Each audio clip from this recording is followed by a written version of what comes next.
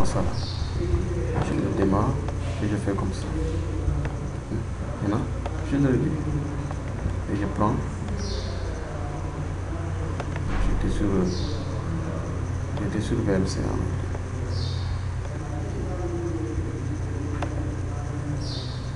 Je vais mettre en pause. Je commence l'enregistrement. Donc ça c'était ce que j'avais déjà enregistré.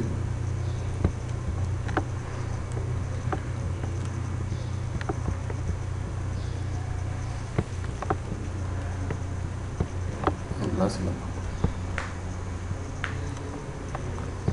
Donc pour lancer Plex Media Server, on prend un navigateur, exemple Mozilla Firefox.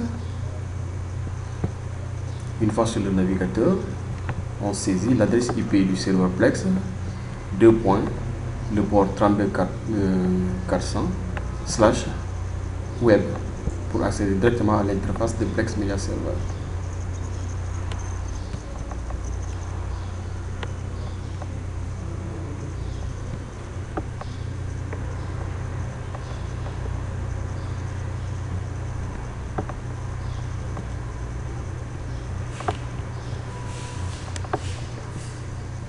Une fois sur Plex Media Server, on voit une interface particulière en noir qui comporte plusieurs options. Nous pouvons aussi lancer Plex Media Server pour paramétrer certaines options.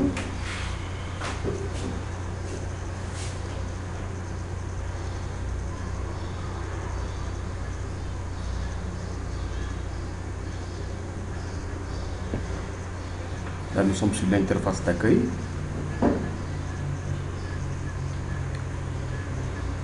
Le petit plus permet d'ajouter des bibliothèques. Une bibliothèque, c'est un emplacement où on stocke des fichiers multimédia. Ça peut être une bibliothèque de son, une bibliothèque de vidéos, une bibliothèque de séries de TV, etc.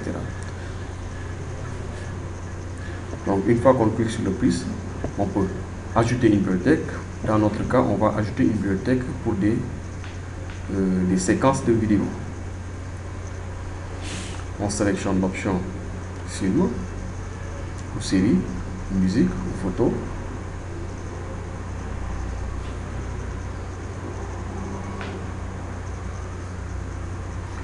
Dans ce menu, on peut faire des réglages du menu général, faire des mises à jour des bibliothèques, optimiser la lecture des fichiers, nettoyer les bundles, vider les corbeilles pour les fichiers qu'on a supprimés.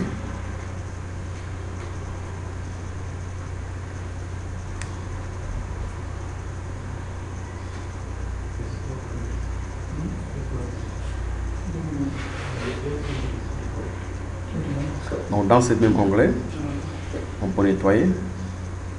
Donc le serveur de médias stocke des informations concernant vos médias sur le disque, ainsi que des affiches, des illustrations et d'autres ressources pour les médias de l'Internet.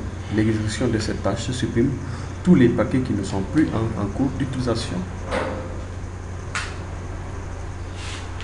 Tout ce qui est vidé, tout ce qui est supprimé doit être vidé pour avoir allégé le stockage du système. Par défaut, le serveur média ne supprime pas les informations pour les médias tout de suite. Cela aide si un lecteur est temporairement déconnecté. Donc, pour supprimer définitivement ces médias, il faut vider la corbeille. Donc, au niveau des chaînes, on aura la liste de toutes les chaînes qu'on a installées. Par défaut, il n'y a aucune chaîne qui est installée.